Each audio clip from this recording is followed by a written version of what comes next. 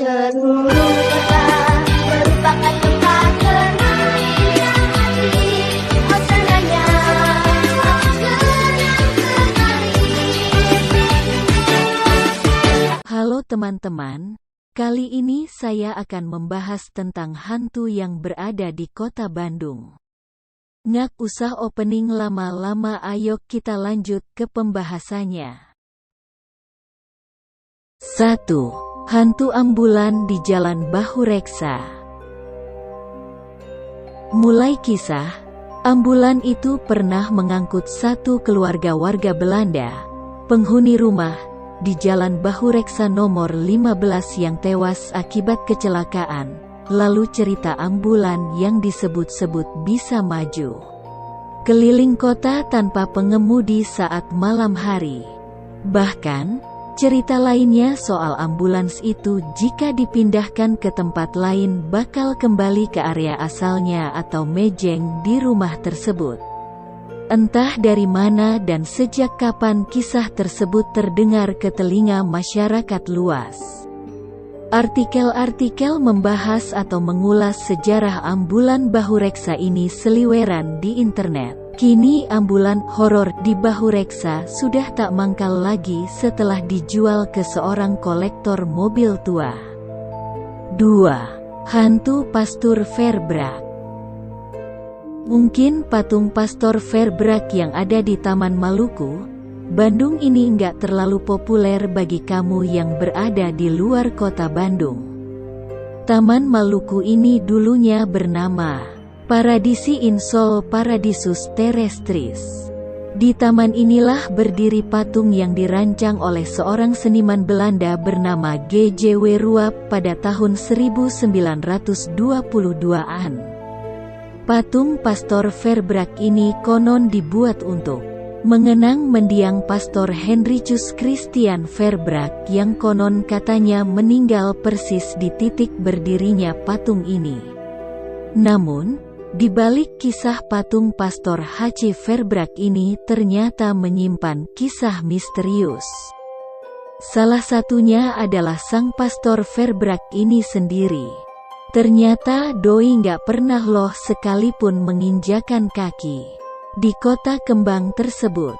Hal inilah yang menjadi misteri bagi masyarakat setempat. 3. Prajurit tanpa kepala di Jalan Tongkeng. Sosok hantu kepala buntung ini dikisahkan dulunya ia adalah seorang tentara Belanda yang tewas akibat peperangan pada masanya lalu bergentayangan hingga saat ini. Tidak hanya itu saja, konon menurut seiring berjalannya waktu, banyak warga yang justru penasaran dengan kebenaran sosok hantu ini dan ingin membuktikannya. Orang-orang meyakini jika ingin bertemu sosok hantu ini cukup meniupkan peluit di jalan tersebut saat tengah malam. Jika sudah dilakukan hal ini, maka prajurit tersebut akan datang menghampiri kalian dan meminta bantuanmu untuk mencari bagian kepalanya yang hilang. Biasanya waktu-waktu krusial penampakan sosok hantu untuk muncul menurut para warga adalah kisaran pukul 23 waktu Indonesia Barat hingga pukul 2 dini hari. Mungkin bagi kamu yang berniat membantu hantu itu mencari kepalanya bisa merapat ke lokasi tersebut. 4. Hantu boneka Uci di Jalan Siliwangi. Bagi kalian warga Bandung pasti sudah tidak asing lagi mendengar kisah hantu boneka Uci. Yap, tepatnya di Jalan Siliwangi terdapat pohon yang terkenal akan kisah hantu boneka tersebut. Dan juga tidak dipungkiri lagi bahwa di Jalan Siliwangi sendiri memang sering terjadi kecelakaan. Di balik ramainya Jalan Siliwangi yang sering dilewati oleh kendaraan, siapa sangka terdapat kisah mistis yang menyelimutinya. Konon, menurut masyarakat sekitar bermula dari tragedi kecelakaan seorang gadis kecil bernama Uci, yang hingga kini arwahnya masih sering muncul dan bergentayangan sambil membawa boneka di sekitaran Jalan Siliwangi.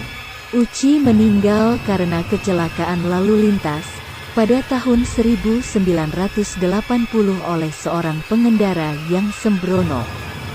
Pada saat itu keluarga Uci hendak makan malam, selepas memarkirkan mobil dan hendak menyeberang, sebuah mobil melaju kencang dari arah Cimbuluit hingga terjadi sebuah kecelakaan yang menyebabkan seorang gadis bernama Uci terpental cukup jauh hingga ke pohon pinggir jalan Siliwangi. Gadis kecil itu mengucapkan kalimat terakhir, "Boneka Uci mana?" Menurut kabar, gadis kecil tersebut memang tak lantas meninggal di tempat kejadian. Uci kecil sempat dibawa ke rumah sakit untuk mendapat perawatan. Namun naas, gadis kecil tersebut tidak dapat tertolong. Namun sebelum gadis kecil itu meninggal, ia sempat mengucapkan sebuah kata, "Boneka Uci mana?" Seolah hilang ditelan kabut. Jalan Siliwangi dan lokasi kejadian kecelakaan tersebut sudah disisir dengan teliti. Tetapi tetap saja keberadaan boneka tersebut tidak ditemukan, hingga hembusan nafas terakhirnya keberadaan boneka tersebut tidak ditemukan hingga kini menjadi sebuah misteri. Sejak saat kejadian itulah hantu si kecil Uci sering muncul. Tak lama selang meninggalnya gadis kecil itu, tidak sedikit para pengendara yang melaporkan telah melihat hantu si kecil Uci bergentayangan di sekitar jalan Siliwangi sambil membawa boneka panda kesayangannya. Ia juga kerap terlihat sedang duduk di atas pohon di sekitaran jalan Siliwangi dengan gerak-gerik layaknya gadis kecil biasa yang sedang bermain dengan boneka pandanya. Yang konon katanya hantu gadis kecil itu suka menyapan para pengendara yang melintas di jalan Siliwangi pada waktu malam hari. Dan menurut orang-orang sekitar keberadaan hantu Uci ini memang tidak mengganggu namun tetap saja menyeramkan, bukan? Walaupun hanya gadis kecil namun tetap saja dia hantu. 5. Hantu Nancy. Hantu Nancy hingga saat ini masih menjadi momok yang menyeramkan, khususnya bagi warga di Bandung, Jawa Barat. Meskipun hantu perempuan ini tidak sepopuler dengan kisah si manis jembatan Ancol, namun eksistensi hantu Nancy tetap membuat bulu kuduk berdiri khususnya bagi warga Bandung di era 80 dan 90-an. Dilansir dari berbagai sumber, penulis kali ini mengangkat kisah keberadaan hantu Nancy yang berasal dari SMA Negeri 3 dan 5 Kota Bandung. SMA tersebut ternyata bangunan peninggalan Belanda. Awal kisahnya, Nancy yang merupakan noni Belanda yang mempunyai paras cantik. Kematiannya pun hingga kini masih menjadi pertanyaan, karena ada beberapa versi yang menyebutkan bahwa Nancy meninggal akibat bunuh diri dari lantai atas sekolah tersebut, akibat cintanya tidak direstui keluarganya. Ada juga yang menyebutkan noni Belanda ini tewas akibat dibantai dan ada pula yang menyebutkan diperkosa.